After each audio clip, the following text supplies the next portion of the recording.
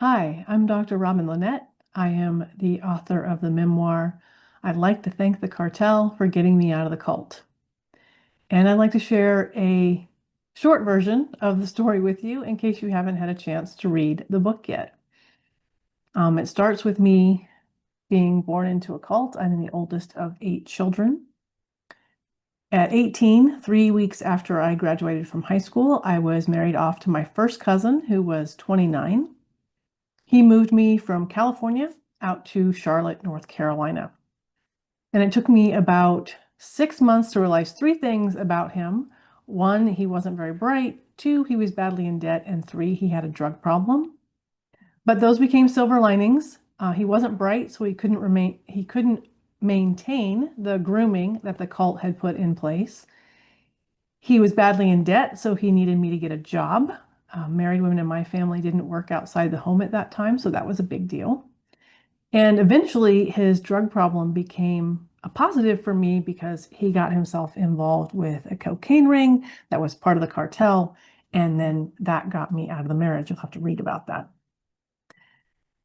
Once we split up, I had to figure out, who am I? How do I be a grown-up? I've never made decisions on my own. I don't know what that looks like. So fortunately, my best friend Carmen had a spare bedroom. She let me move in with her, and I started playing more volleyball. I was playing competitive beach volleyball. I was trying to date. I was not very good at that. There's stories about that in the book. And then, because I didn't do enough therapy, I made my own mistake. I married a narcissistic, closeted bisexual. 0 out of 5 stars, do not recommend.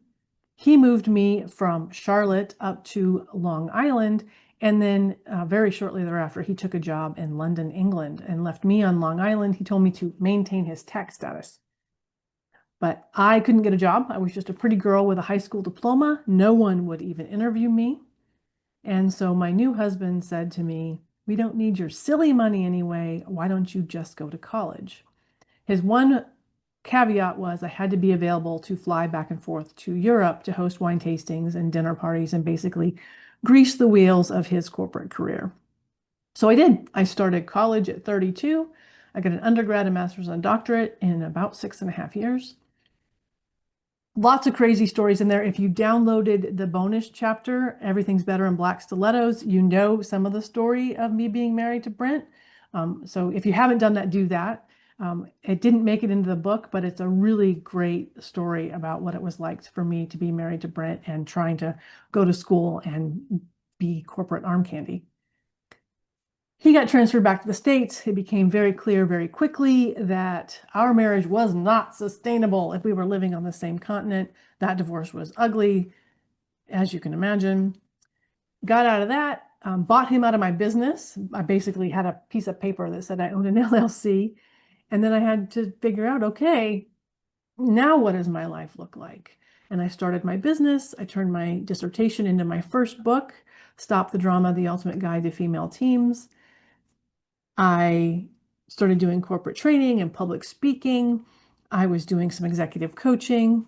Eventually, I met Russ, my current husband, and you got to read the book for that story. It's hysterical. I had to ask him out 4 times. I wrote a second book called The Ultimate Guide to Handling Every Disagreement Every Time. Russ did the cover and the book layout for that book. Together, Russ and I started a health and wellness business. Sadly, it did not survive COVID. It was called the Whole Food Muscle Club. And I wrote a book called How to Feed a Human for that. It is no longer available because we had to take it off the market when the business shut down. During COVID, my business and Russ's business both collapsed. And I had to really look at what do I want to be? What do I want this business to be now?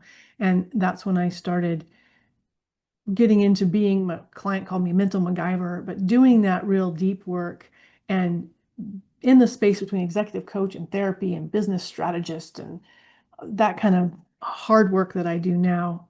Hard's not the right word. I enjoy it. It's hard for the clients because that deep work's tough.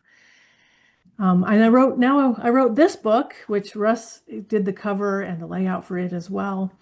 After I changed my name, I think when I finally dropped my ex-husband's name, it was the last barrier to me being able to write this book.